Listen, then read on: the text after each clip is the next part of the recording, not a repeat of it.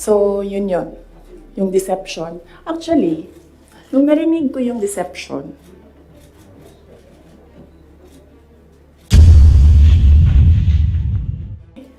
for the love of God, presidente ka na.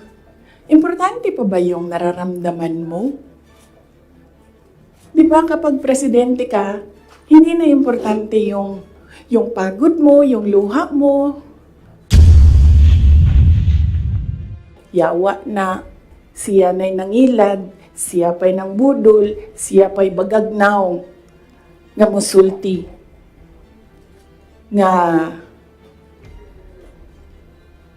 I was deceived.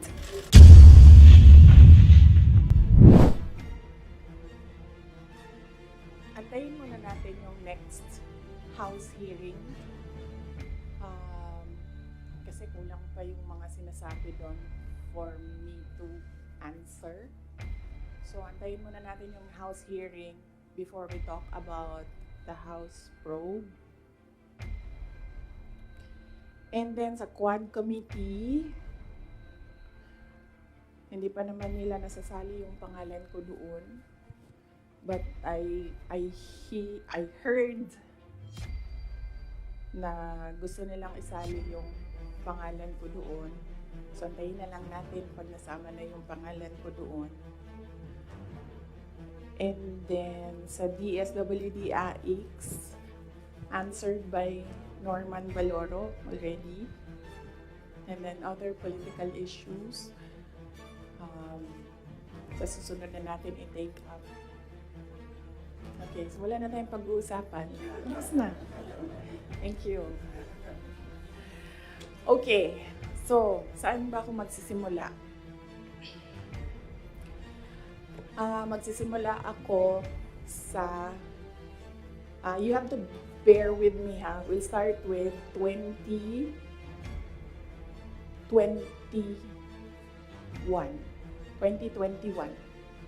Doon tayo magsisimula sa 2021. So, doon muna tayo kay PRD. Then, mag-move tayo kay BBM. And then, we'll move to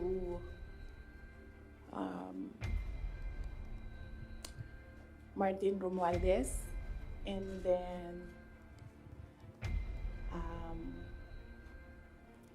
merong isang person of that triangle, hindi muna natin siya i-mention because I'm waiting for more information coming out doon sa House probe bago ko i-mention yung pangalan niya. And then siguro a little of confidential funds. Okay? Okay. So 2021. Kasi madami ang nagsasabi na we are on this road to perdition. Our country is on this road to perdition because matigas ang ulo ni Inday Sara. Hindi siya nakinig sa tatay niya. Kung nakinig lang siya sa tatay niya, tumakbo siyang president. Hindi mangyayari itong nangyayari sa bansa natin ngayon. Ay, hindi lang yan isang beses na narinig ko, madaming beses. Even kapag pumupunta ako sa mga iba't ibang lugar, diretso ako sinasabihan ng mga tao, hindi ka kasi nakinig sa tatay mo. Or they would say, one time nasabihan ako, it's all your fault.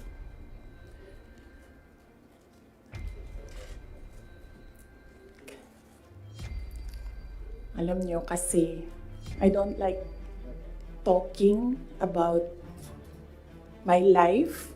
I don't like talking about my feelings. I only want to talk about my work. Kaya hindi ako nagsasalita. Pero ganito yung nangyari. PRD never, ever asked me to run for president. Yan yung totoo. 7 times niya ako pinuntahan sa bahay ng nanay ko, sa bahay ng asawa ko, hindi siya talaga nagsabi sa akin na tumakbo ka for president. In fact, sinabi niya sa akin, huwag kang tumakbo for president kasi nanggaling ako dyan, mahirap siya na trabaho, anak kita, naaawa ako sa iyo to go through what I had to go through. Yan ang sinabi niya sa akin, paulit-ulit. And sino ang witness ko to say na totoo ang sinasabi ko? Yung nanay ko. Because sa 7 discussions na yon, nandoon ang nanay ko parati. Nakaupo, nakikinig, hindi nagsasalita. There was only one time, one discussion na nagsalita yung nanay ko. Nilagay ko yung nanay ko doon para makinig siya sa aming dalawa ni PRD. So, on the hindsight, maybe ginamitan ako ng reverse psychology ni PRD, hindi ko alam. Siya lang ang nakakaalam kung bakit paulit-ulit niya sinabi sa akin, huwag ka tumakbo for president. Kung magkakaroon kayo ng pagkakataon na tanungin ninyo siya bakit. Another proof na hindi ako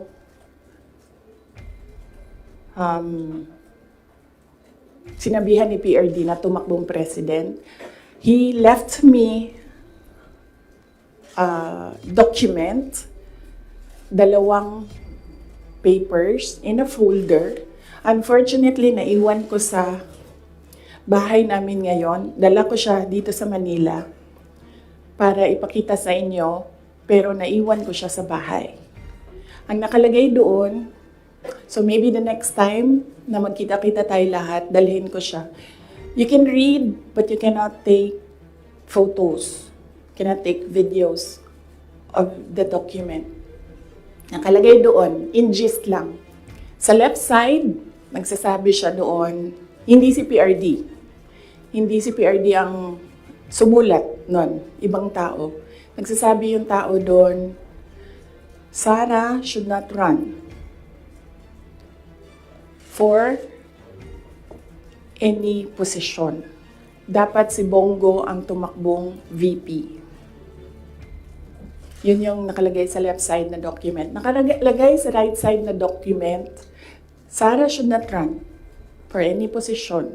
She should endorse Bongo Rudy Duterte for President and Vice President. So yun yung proof ko. Yun yung dala-dala ni PRD na document nung very last meeting namin. Dala niya yung document na yon. So yun yung proof ko na hindi talaga nagsabi si President Duterte na tumakbo ako for president.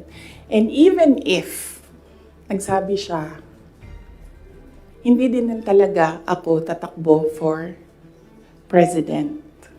Maaga ako nagsabi sa inyong lahat. Sabi ko, I don't know kung may mga media pa at the time na nandito ngayon. Sinabi ko, huwag nyo na muna akong tanungin about the presidency para hindi pa ulit-ulit yung tanong. Antayin nyo na lang January 2021. Pagdating ng January 2021, paalam ko sa inyo ang decision ko. Kung tatakbo akong president o hindi. And true enough, January 2021, maaga ako nagsabi sa lahat, sa taong bayan, na hindi ako tatakbong president. Unfortunately, hindi naniwala lahat. Kasi sinasabi ninyo, yan yung track ni President Duterte. Hindi ako tatakbong president, hindi ako tatakbong president. And then, nag-substitute siya. But, yes, anak ako ni PRD, and yes, meron kayong nakikita sa akin na nakikita ninyo sa kanya. But I am a different person. Yung mga anak ninyo, hindi yan clones ninyo. Meron yan silang sariling pag-iisip, meron yan silang sariling kapasidad, meron yan silang sariling damdamin. Yun yung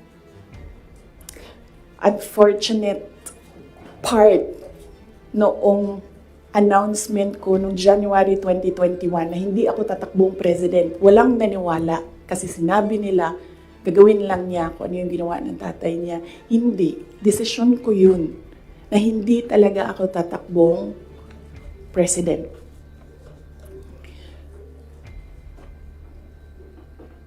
Because at that time, ang gusto ko at pangarap ng lahat siguro na mayors, maka 3 consecutive terms ka as mayor. Okay. So, klaro na yon. May questions doon? Yes, ma'am. Sino po nagsabi sa inyo? Mike. Sino po yung nagsulat doon sa folder? Unsigned siya, walang pangalan, and I think sinadya nila na wag lagyan ng pangalan yung 2 letters kasi it was really a Sara bashing document. It did not say anything nice about me.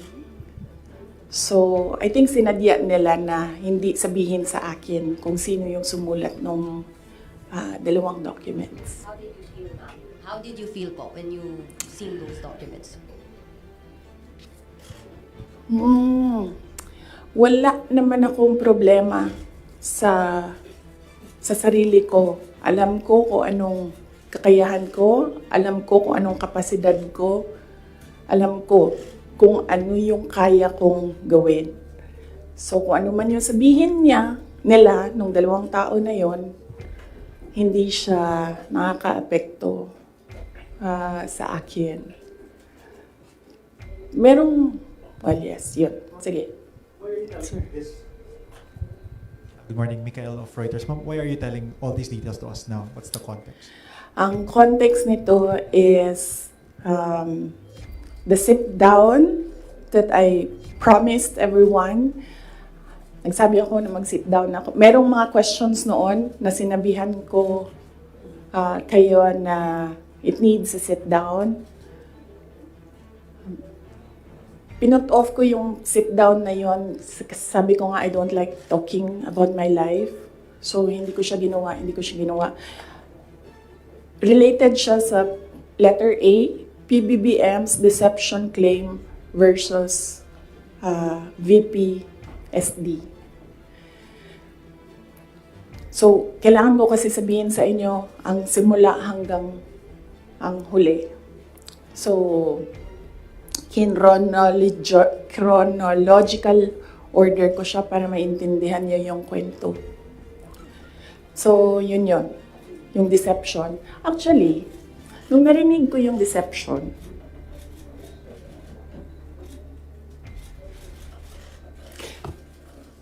naisip ko pa, hindi ko na siya sasagutin. Kasi, for the love of God, presidente ka na. Importante pa ba yung nararamdaman mo? Di ba kapag presidente ka, hindi na importante yung pagod mo, yung luha mo, yung fatigue mo, yung stress mo, hindi na siya importante. Because when you are president, importante dyan yung nararamdaman ng taong bayan. Yung bansa. Yun yung naisip ko when I heard it na parang talagang may panahon ka mag-isip about deception ng isang babae dyan. Ang dami mong oras. Hindi ba dapat iniisip mo na yung mga taong gutom? Yung presyo ng gasolina? Yung darating na Christmas, kung sino yung maka-afford ng spaghetti, ng mango float, ng mga importante sa Noche Buena, ng mga bahay-bahay. Di ba yun yung... So may panahon ka talaga na mag-isip na, oh, this girl. So, inisip ko, hindi ko nasasagutin. Sandali lang hindi ako nagko-cocaine, pero sa sobrang lamig niya, na yung sipon, sir, mangingi ang tissue.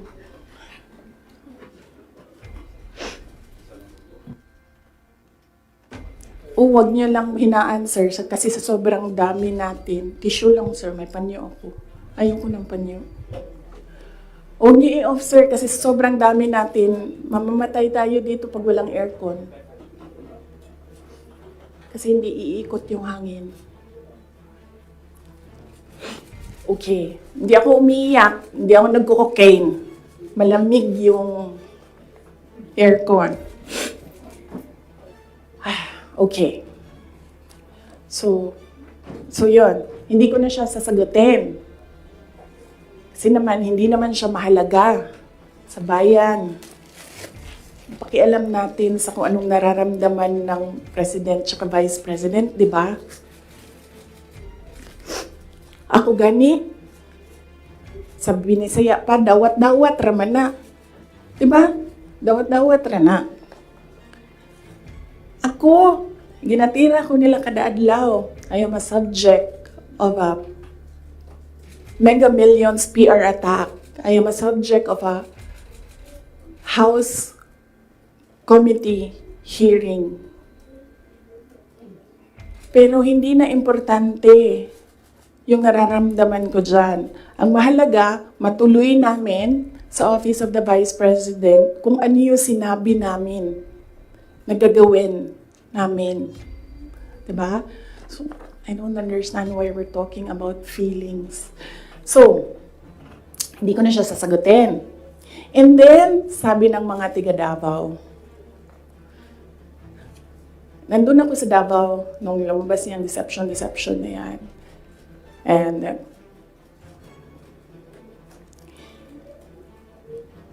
iba-iba na yung reaction ng mga tiga Davao.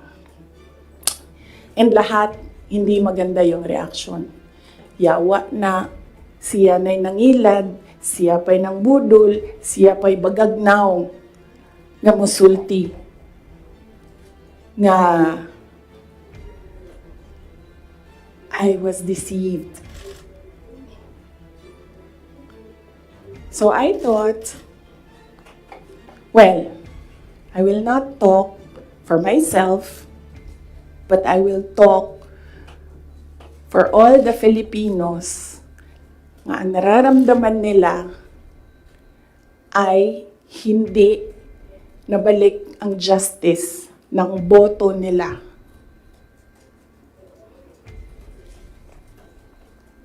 So, yan yung context. Ang haba ng context.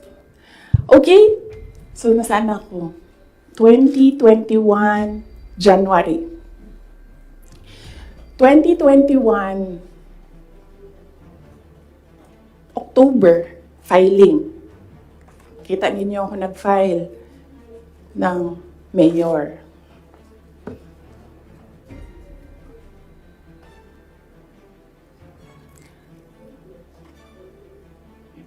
Mayor talaga yung tatakbuhan ko. Masakit sa akin na naririnig yung mga tao na we are disappointed in you. Kasi sa pagtakbo ba, dili man gud na siya kanaganing kung ingnan ka sa mga tao nga, daganday mo, dagan na lang ka. Muna-una po daw ka. Mundagan ko, o presidente, ingani ang may tabo. Nagkaroon ako ng SWOT analysis para lang takbo o hindi. Diba? Lahat ng pumapasok, sa opisina ko when I was mayor, meron akong paper nakahati ng ganyan. Okay, ikaw, you give me a pro and a con. You give me a positive and a negative running for president. Ganyan yung ginawa ko. And unfortunately, mas madaming negative kaysa sa lumabas na positive. And honestly, sa totoo lang, sabihin ko sa inyo, ang number one doon na positive, ganito lang. Ganito kasimple. Pangarap ko magkaroon ng effigy na sinusunog. Totoo yan. Because I feel na parang, wow. Sino ba sa inyo, sino ba sa atin ang ginagawa ng effigy? Diba? Sino ba sa atin ang meron talagang tao na hindi matutulog ng ilang araw para gagawa ng effigy tapos susunugin? Diba? So naisip ko, when I become president, meron akong effigy and susunugin nila and magpapapicture ako doon. Kasi hindi lahat ng tao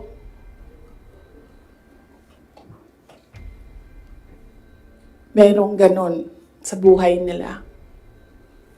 And then another positive was, mapupuntahan ko na lahat ng sulok ng Pilipinas. Makikilala ko na lahat ng mga tao, mga kababayan ko sa Pilipinas. Mapupuntahan ko lahat ng mga bansa na madaming Pilipino na nagtatrabaho doon, na tumutulong sa ekonomiya natin dito sa bansa.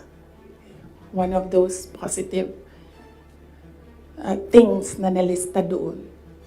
Na nasabi ko, kung makapunta ako doon sa kanilang lugar, baka naman ma-inspire sila na gawin kung ano yung ginagawa sa Davao City. At the time, bago ako bumaba for mayor, Davao City, nabayaran namin yung utang ng Davao City. 0 ang utang ng Davao City. Number 4 kami sa competitiveness across the country among all HUCs. Number 8 kami sa pinakamayaman na syudad. Insurgency-free kami. Ang dami naming awards. If I remember the number right, 117 awards ang 2016 namin until 2022. Ang mga recognition namin sa lahat ng ginawa namin sa Davao. Hindi na nila kami matalo sa most child-friendly city in the Philippines. Nag-Hall of Fame na kami sa Davao. So naisip ko, baka naman, kung mapuntahan ko yung ibang lugar, may isip nila na, pwede yan dito sa amin. That will improve the quality of life of our kababayans. So anyway, sana ako?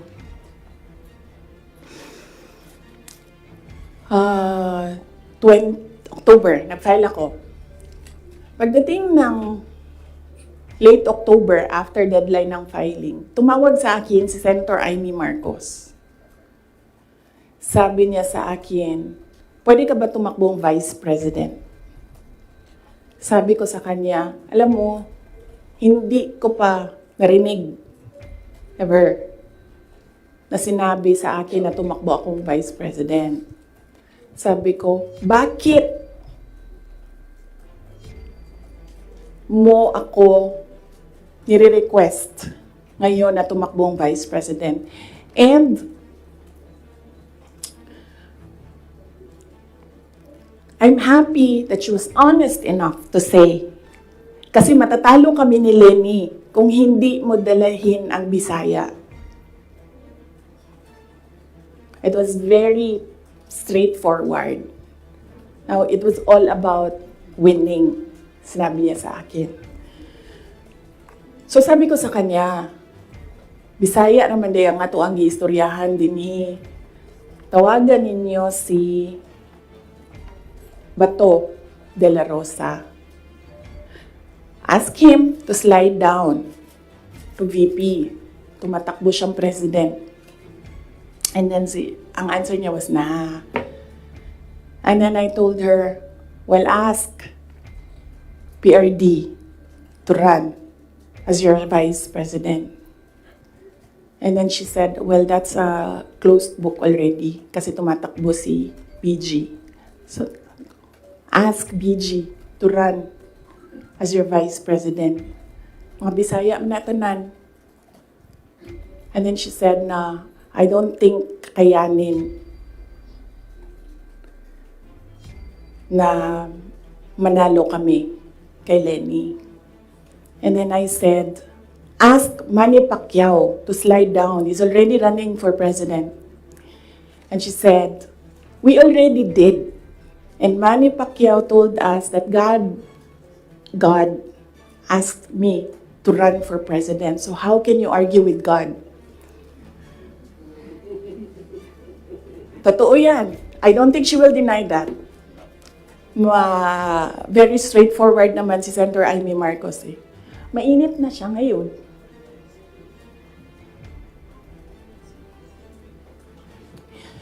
So, I said, sabi ko, it's never been talked about. I need to talk to my family and I need to see kung mananalo ba ako for vice president. Because I've never seen my numbers as vice president. And then she said, okay, let's talk about it. And then, early November, nandun ako sa Cebu. Pumunta ako sa Cebu, nakita niyo yun, di ba? For an event. And, nandoon din sila. Hindi ko alam kung bakit sila. When I say sila, si BBM, tsaka si Senator Amy. And,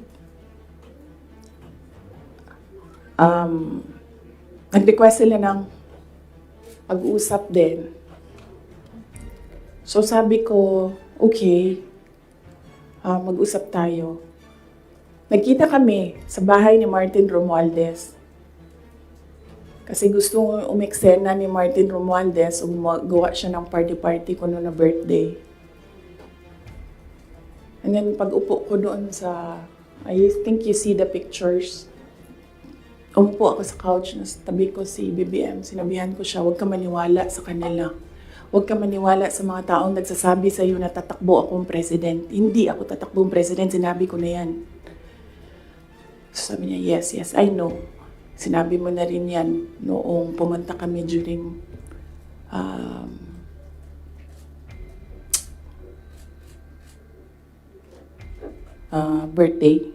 birthday ko.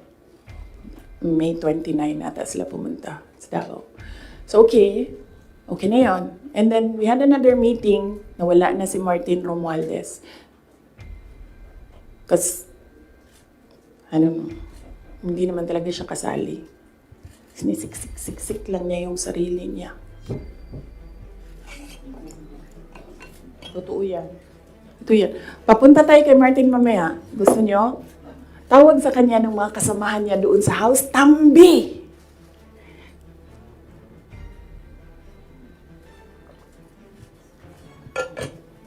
Anyway, nagkaroon kami ng ibang meeting. Sa Cebu pa rin.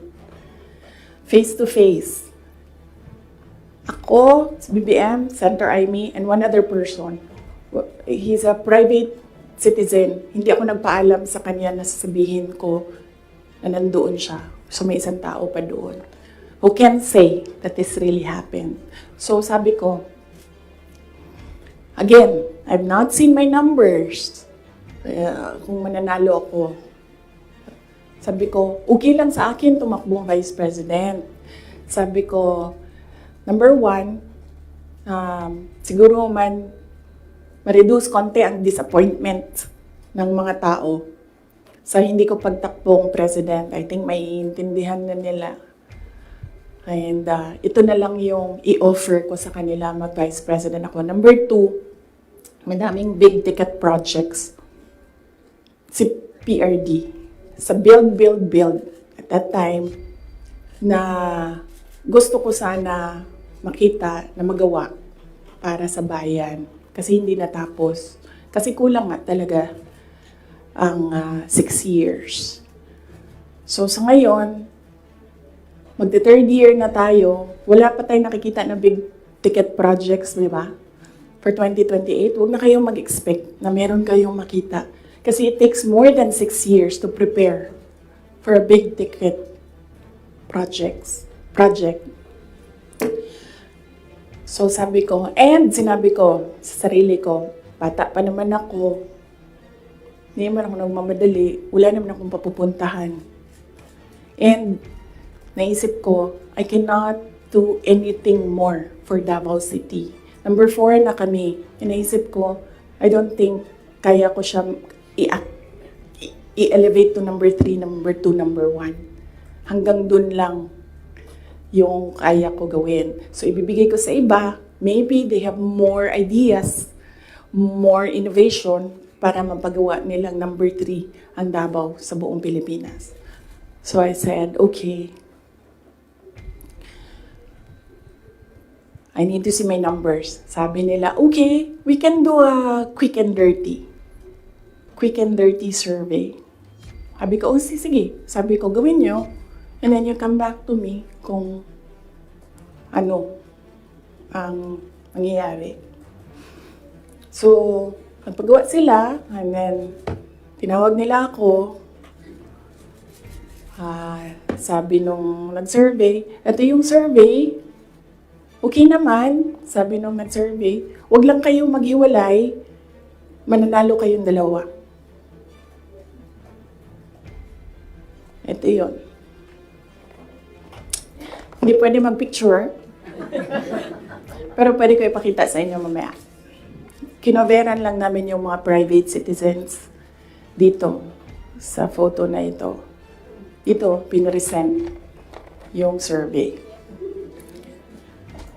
May cover lang yung mga tao na private citizens.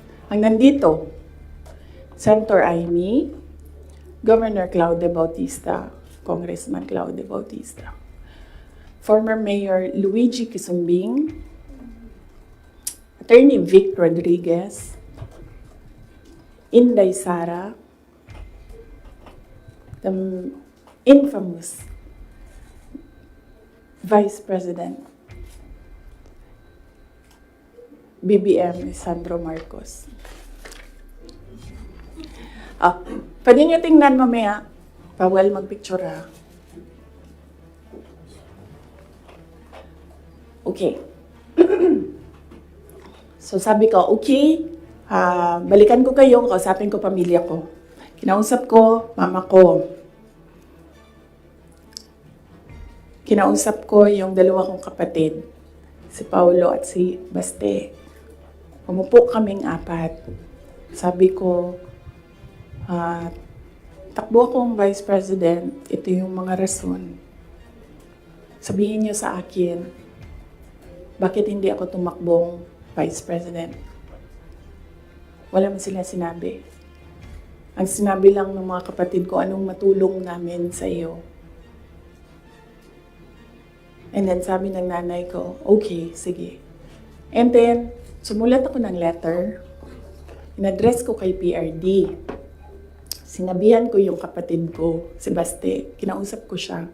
Sabi ko sa kanya, kaya mo ba ang gawing number 3 itong Davao City? Kaya mo bang saluhin?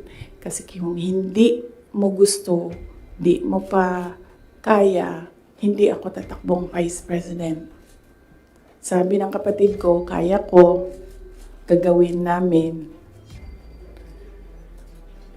Okay, tumakbo kang Vice President. So sabi ko sa kanya, okay, we're okay with you.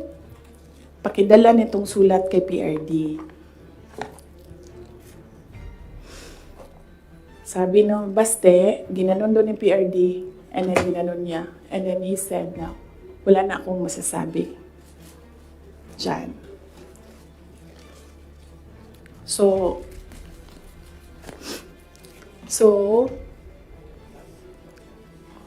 okay lang, sir, kasi kung babaan ninyo, masyado tayong madami dito, iinit siya.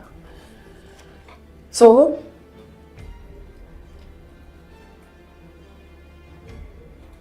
tumakbo akong Vice President, alam na natin lahat yon.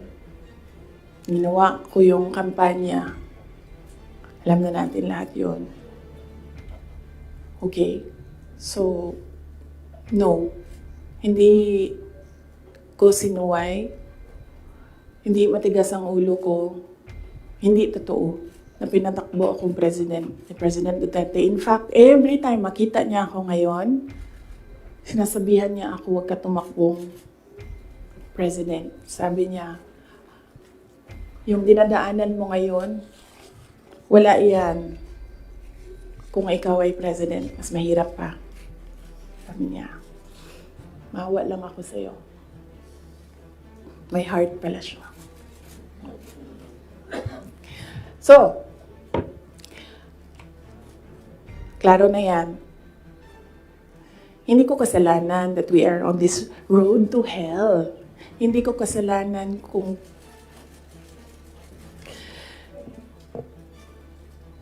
hindi marunong. Kasi kung alam mo naman na may kakulangan ka, bibilisan mo yung gagawin mo para mag-catch up. Hindi ka naman uupo lang doon na parang, may kakulangan talaga ako, ganun talaga. Hindi ganyan. So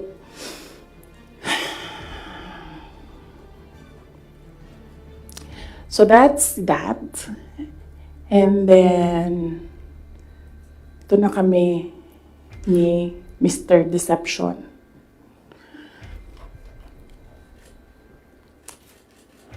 Sabi ko sa kanya, dalawa lang.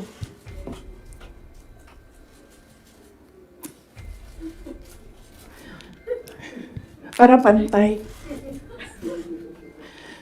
Dalawa lang. Sabi ko, dalawa lang. Ang request ko sa iyo. If you win, dalawa lang ang request ko sa iyo. And I think, I requested this na one-on-one kami online. Pero meron akong nabasa somewhere na merong nakikinig sa side niya. Kasi nag-post yung taong yun. Pero yun yung request ko at the time. Kami lang dalawa. Sabi ko sa kanya, pag nanalo ka, dalawa ang hingin ko sa iyo. Unang-una, yung trabaho ko. I want to work sa security sector kasi there will never be development kung hindi solid ang security backbone mo. Hindi ko sinabi sa kanya yan. Pero, tinanong niya ako, bakit Department of National Defense? Sabi ko sa kanya, kasi karamihan naman ng problema ng insurgency, ng terrorism, nandyan yan sa Mindanao. Kinalakihan ko yan, naiintindihan ko siya.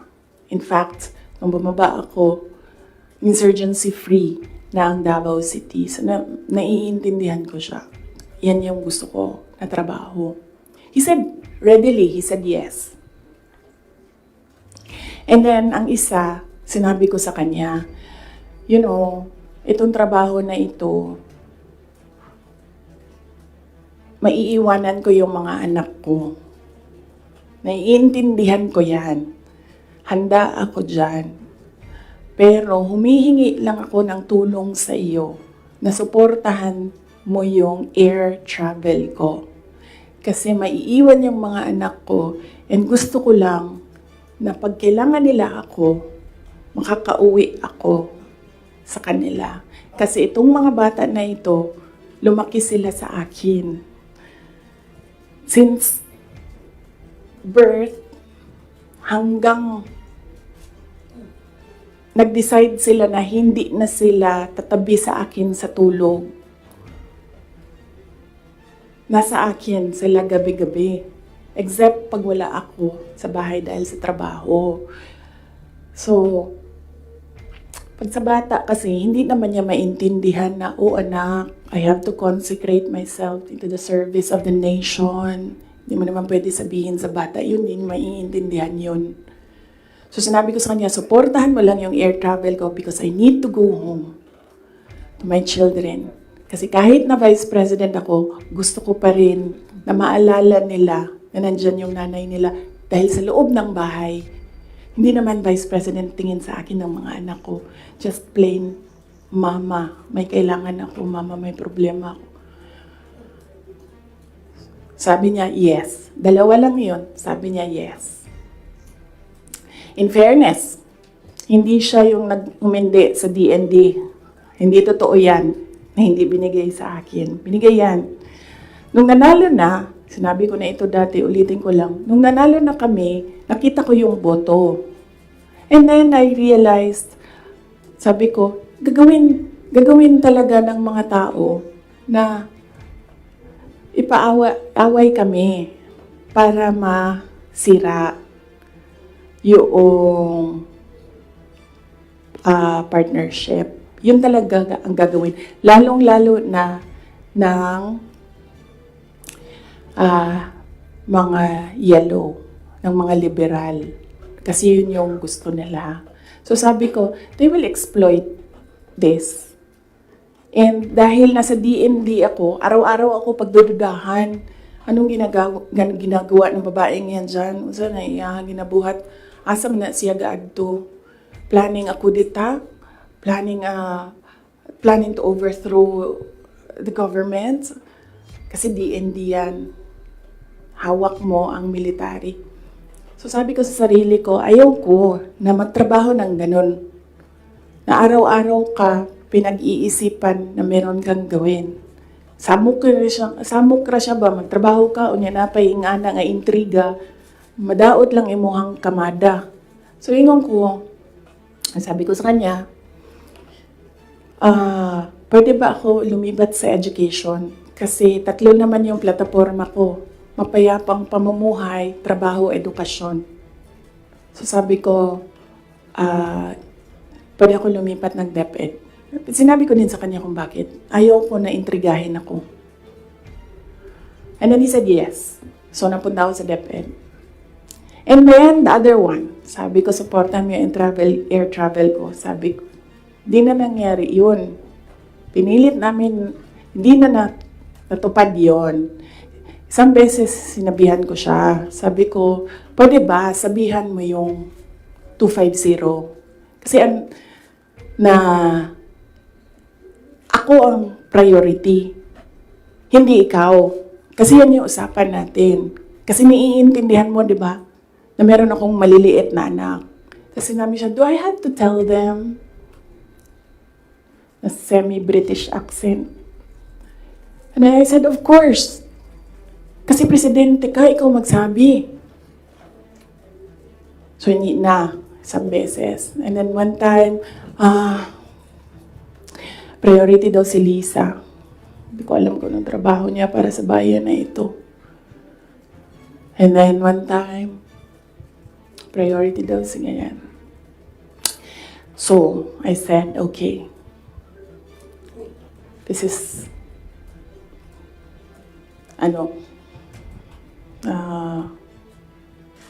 some form of insincerity. Okay. Wala naman problema yan. Maliit na bagay lang yan kasi akin. Problema ko lang naman yan. Di man yan problema ng bayan. Problema ba ng bayan? Paano ako babiyahe?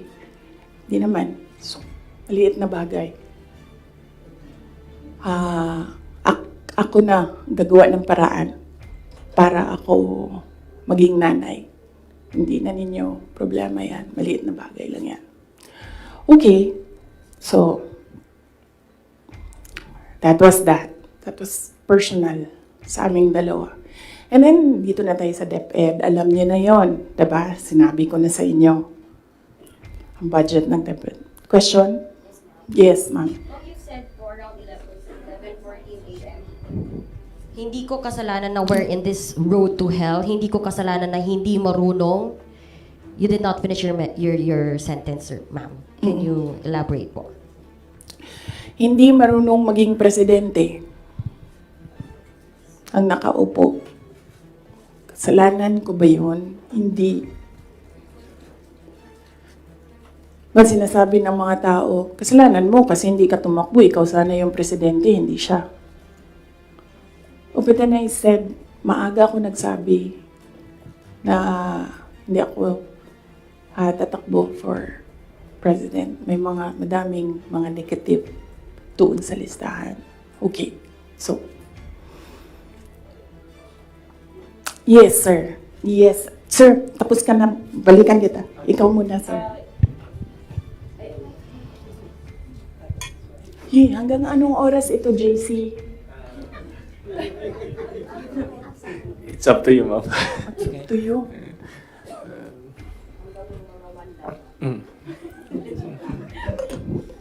Okay. Madam VP, with all this revelation that, ayun nga, meron kayong mga request kay President Bongbong Marcos in case he wins, which is he won. And of course, yung conversation nyo with Senator Amy Marcos. Ngayon ba, do you regret teaming up with President Ferdinand Marcos during the 2022 elections? Alam mo, inisip ko yan. Naisip ko na yan. And then naisip ko kasi, ganito. Sila yung tumatakbo, diba? Tumakbo si BBM, tumakbo si Lenny. So, either lang naman sa kanila yung mananalo noon.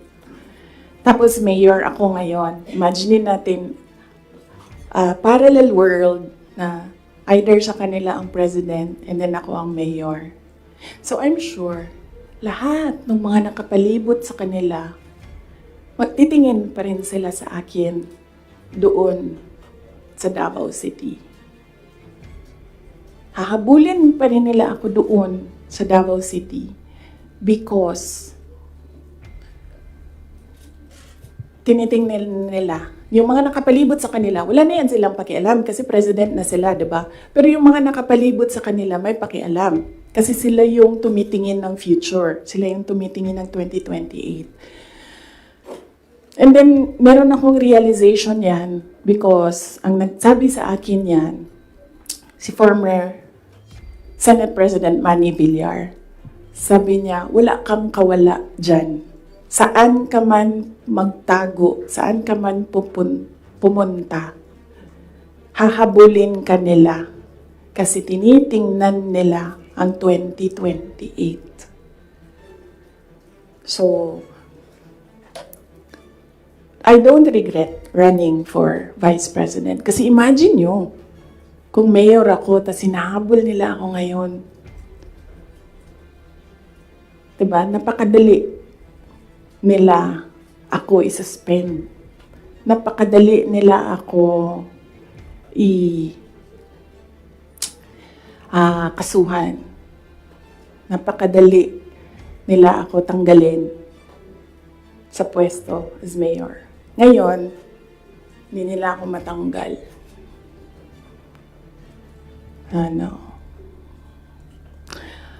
They can drag me to hell. Pagdating nila dun, ako pa rin yung presidente ng impyerno.